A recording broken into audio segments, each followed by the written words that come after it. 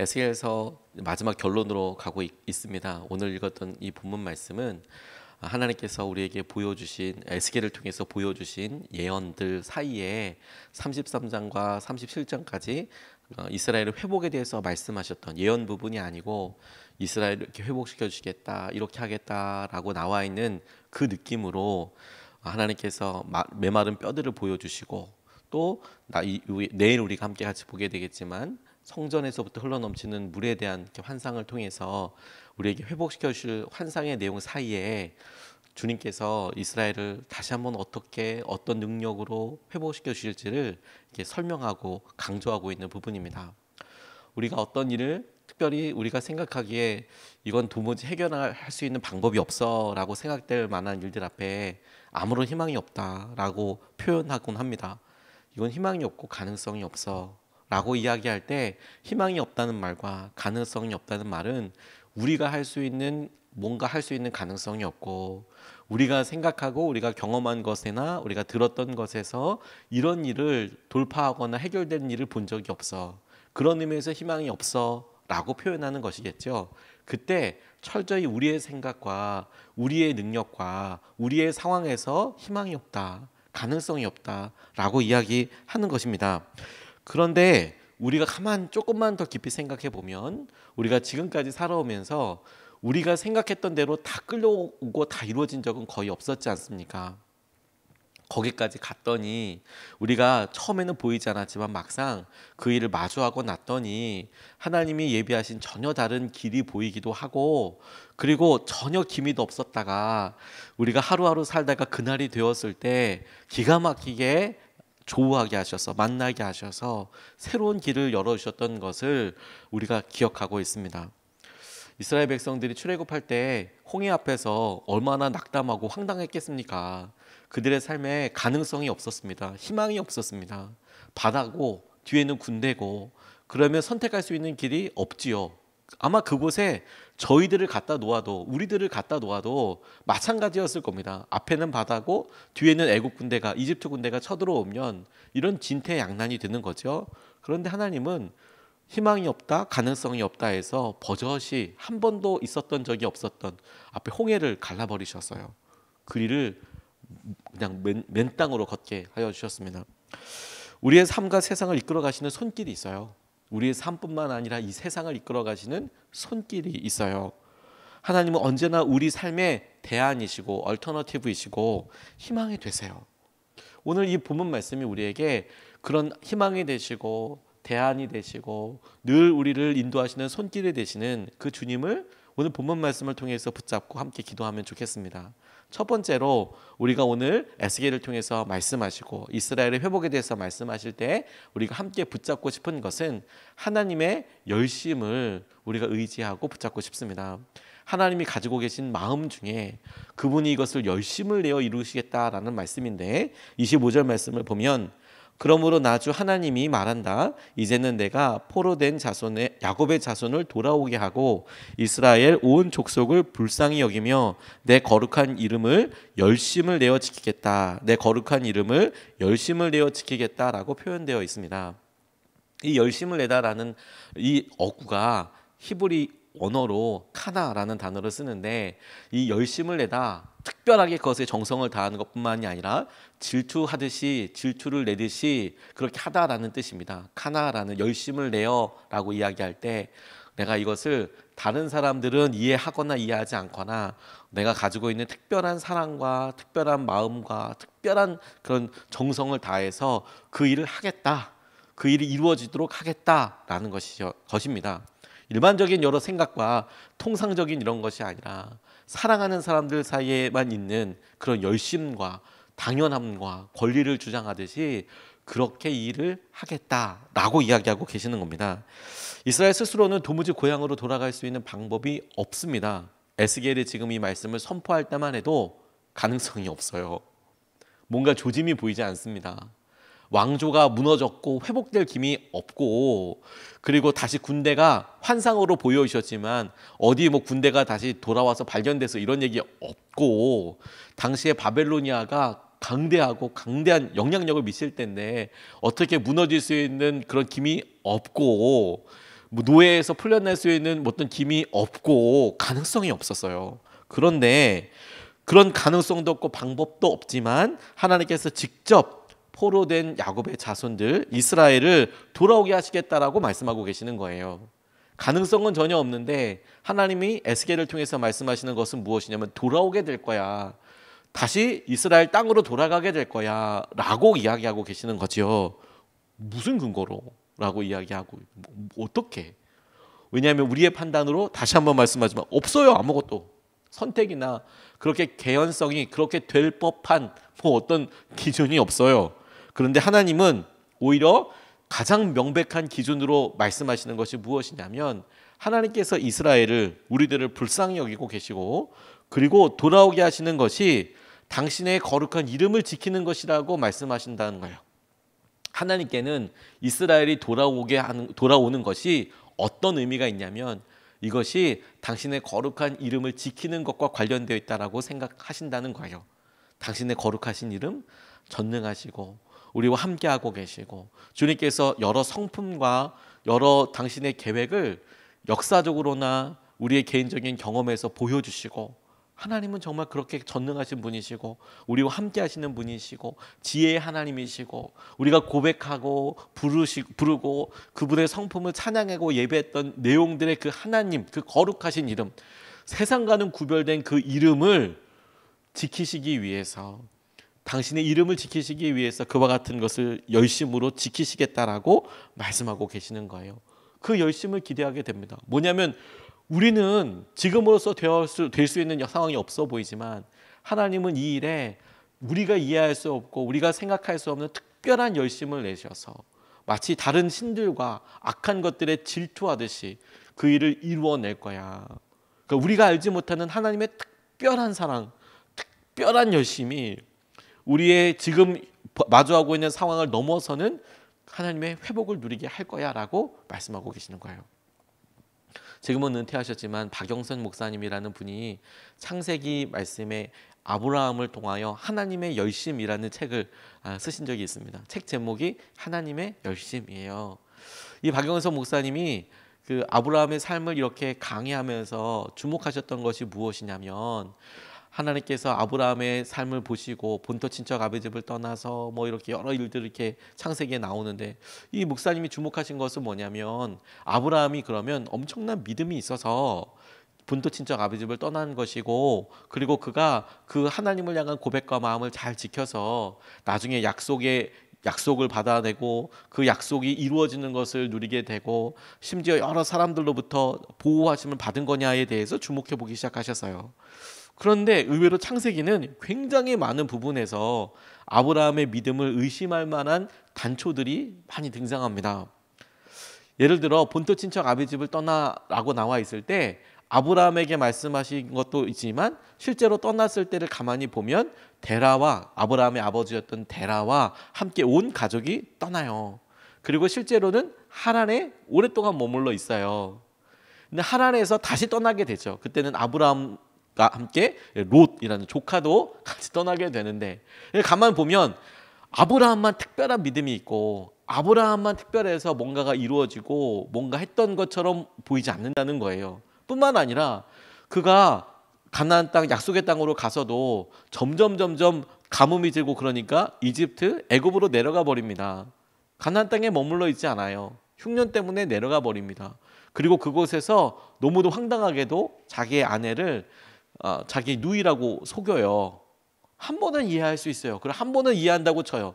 그런데 다시 올라와서 그랄이라는 땅에서 또 자기의 자기 아내를 누이라고 또 이야기해요. 근데 그때마다 놀라운 건 뭐냐면 하나님께서 일방적으로 아브라함의 편이세요. 속였잖아요. 아브라함이 속여서 자기 아내를 누이라고 이야기한 건데 하나님께서 애꿎은 당시의 상황으로 봤을 때는 정말 속임을 당한 바로에게 가서 이집트 왕에 가서 손대면 큰일 날 줄 알아라. 꿈속에서 막 나타나시고 막 아비멜렉에서 그랄 왕 앞에 또 나타나셔서 막 이야기를 하시는 거예요. 잘못은 아브라함이 했는데 하나님께서 거의 아브라함을 일방적으로 지키시고 일방적으로 하나님께서 막 그렇게 하세요. 그의 삶에 그런 연약함도 있었고요. 약속의 아들을 주시겠다고 하셨지만 본인이 착각을 했다고밖에 설명할 수밖에 없을 것 같아요.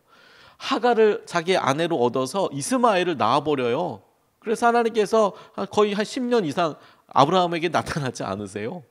그런데도 하나님께서 아브라함을 끝까지 포기하지 않으시고 그에게 믿음을 주시고 그의 이름을 바꿔주시고 그에게 하나님께서 하시는 은혜를 더하여 주셔서 약속의 조상, 믿음의 조상으로 삼으세요. 그와 같은 일을 하시는 거에 뭐냐 그럼 도대체 one of them 많은 사람들 중에서 한 사람처럼 보이는 아브라함에게 특별하게 그렇게 열심을 내시고 특별하게 주목하시고 하나님께서 그를 통해 민족을 이루게 하시고 이끌어 가시는 것을 뭐라고 설명할 거냐, 그런 말도 안 되는 일방적인 사랑과 일방적인 관심을 뭐라고 얘기할 거냐, 하나님의 열심이다라고 표현하셨는데, 근데 가만 생각해 보면 여러분 저희들도 그렇지 않습니까? 우리가 어떤 연약함이나 우리가 어떤 상황에서 도무지 왜 우리를 불러주셨을까라고 잘 모를 때 가만 보면 하나님의 일방적인 사랑이 있었어요. 일방적인 열심이 있으셨어요. 그래서 우리가 그렇게 되어 왔어요. 지금까지 되어 왔어요. 어떻게 이렇게 되었어라고 설명하면 우리의 삶에 중간에 점프하듯이 도약 같은 게 있어요. 설명이 안 되는 부분들이. 어떻게 우리가 하나님께로 돌아와서 하나님을 이렇게 믿고 사랑하게 됐을까? 그래, 이런 일이 있었고 이런 일이 있었고 이런 일이 있었지만 그 사이에 점프하듯이 설명 안 되는 부분이 있었어요. 하나님이 그와 같은 일을 하셨다. 하나님의 열심이 있으셨어요. 우리 가운데 그렇게 이야기하시고 붙잡아 주신 거죠.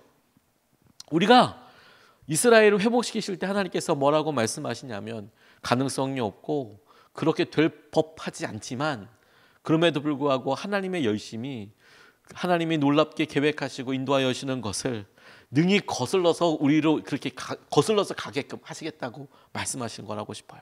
이스라엘을 그와 같이 하게 하실 것이다. 그리고 우리가 보았죠. 지금 에스겔은 보지 못했지. 에스겔의 평생에서는 보지 못했지만, 에스겔이 생전했을 때는, 살아있을 때는 보지 못했지만 하나님께서 고레스의 칙령을 통해서 어떻게 다시 돌아가게 하시는지, 어떻게 하나님께서 다시 이스라엘을 세우시는지 그것을 우리가 확인하게 됩니다. 근데 뭐가 그렇게 했다고요? 하나님의 열심이. 그리고 우리가 주목하고 싶은 것은 우리가 우리 자신의 능력을 보고 오늘도 우리가 처해 있는 상황에서 우리가 할 수 있고 나아갈 수 있는 방향을 살폈을 때 방법이 없어, 희망이 없어라고 이야기할 수 있어도 우리의 열심을 살펴보면 불가능한 일처럼 보이는 일들이 우리가 아니라 하나님께서 하실 일, 하나님의 열심, 하나님의 카나라고 생각하는 그것을 붙잡고 생각해 보면 능히 이루시겠구나. 그것을 신뢰할 수 있는 것이죠.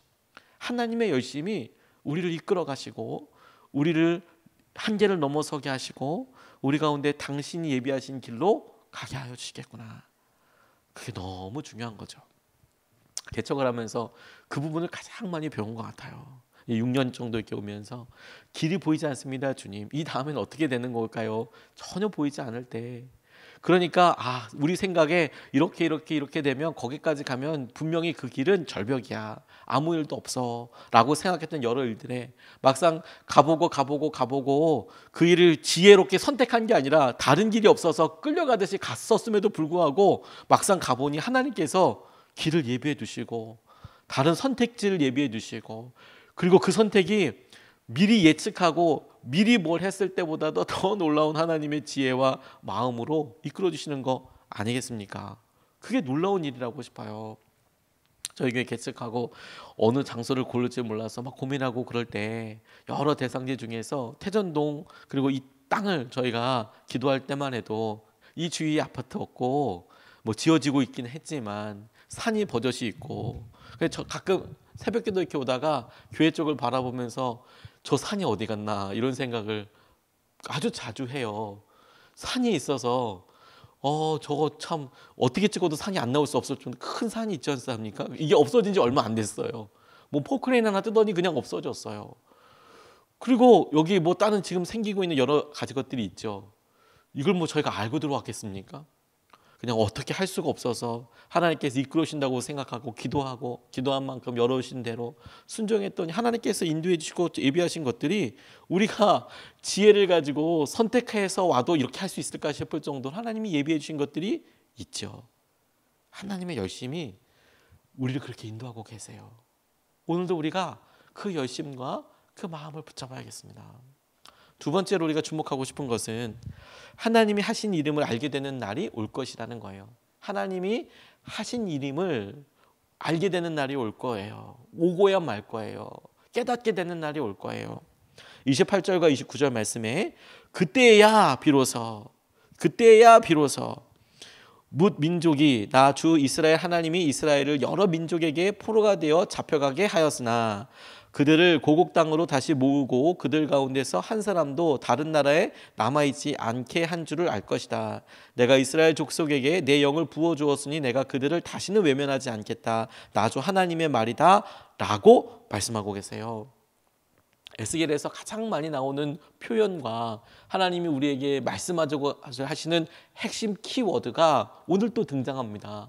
그때야 비로소 알게 될 거라는 거예요. 뭘 알게 돼요? 하나님이 어떻게 하셨는지를 알게 될 거라는 거예요. 에스겔에 제일 많이 나온다고 말씀 수십 번 등장합니다. 그게 고난이든 회복이든 그리고 하나님께서 말씀하신 사건이든 어떤 사람의 일이건 하나님이 마치 후련부처럼 거기에 분명하게 심어 놓으신 것이 무엇이냐면 그런 일이 있게 될 거고 그때야 너희가 비로소 내가 너희의 하나님인 걸 주인 것을 알게 될 것이다 라고 말씀하고 계세요. 그러니 우리가 계속 생각하는 거죠. 우리는 하나님이 그와 같다라고 생각하지만 하나님이 보시기에는 우리의 믿음과 신뢰가 또 말씀하고 또 말씀하시고 또 말씀해야 될 만큼 우리의 마음이 그렇게 연약해 보이실 뿐만 아니라 하나님이 보시기에 이 말이 제일 중요하기 때문 아니겠습니까? 네가 이 모든 일을 통해서 내가 주인 것을 알게 될 거다. 내가 너희를 지키고 너희를 보호하고 너희를 불러내고 너희와 함께하고 있는 주인 것을 내가 너희 하나님인 것을 너희가 알게 될 것이다. 그래서 이번 3주 동안 저희가 내내 에스겔을 통해서 하나님이 우리 삶에 하나님이신 것을 알게 해달라고 계속해서 구하고 기도하고 있는 것과 똑같은 맥락입니다. 이스라엘 민족에게 있어서 가장 큰 어려움 지금 당하고 있는 일이에요. 가장 큰 아픔 지금 당하고 있는 일이에요. 뭡니까? 포로가 되어 이국 땅으로 다 끌려온 거예요. 바빌로니아로 붙잡혀온 거예요. 자기 집도 뭐 재산도 뭐 이런 것도 없고 신분도 바뀌었고 재산도 바뀌었고 그가 이스라엘에서 무슨 일을 했든지 간에 지금 여기는 똑같이 노예인 거죠. 포로인 거죠. 포로들에게 좋은 음식 주고 좋은 옷 입히면서 그렇게 보내게 하지 않았어요. 절망적이고 힘들지요. 그런데 하나님께서 회복하실 때에는 그들을 잡혀가게 하신 것도 하나님이고 돌아오게 하시는 분도 하나님이심을 깨닫게 될 거라고 이야기하시는 거예요. 우리가 이스라엘 사람들의 입장과 상황에서 한번 생각해 보십시오. 그들이 날마다 이 변화된 너무도 극명하게 차이난 이 삶에 대해서 끊임없이 질문해 보지 않겠습니까? 왜 우리가 여기 와서 이렇게 고생하고 있을까? 그 중에 어떤 사람은 주님이시지라고 이야기하겠지만 여러분 막상 우리가 어렵고 힘든 시기를 살아보세요. 주님의 계획이 있어 이렇게 이야기가 되나 아니면 사회적인 정세가 그렇고 코로나가 그렇고 뭐 어떻고 그걸 설명할 수 있는 이유가 얼마나 많습니까? 그리고 우리는 어떻게 이야기합니까?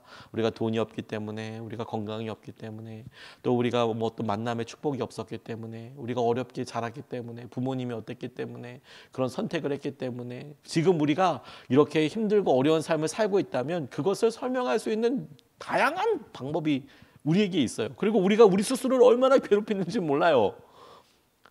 왜? 그렇게만 생각하면 우리 다 나 때문이고 내가 힘들고 상황이 그렇고 뭐 이러면 바뀔 수 있는 것도 아무것도 없어요.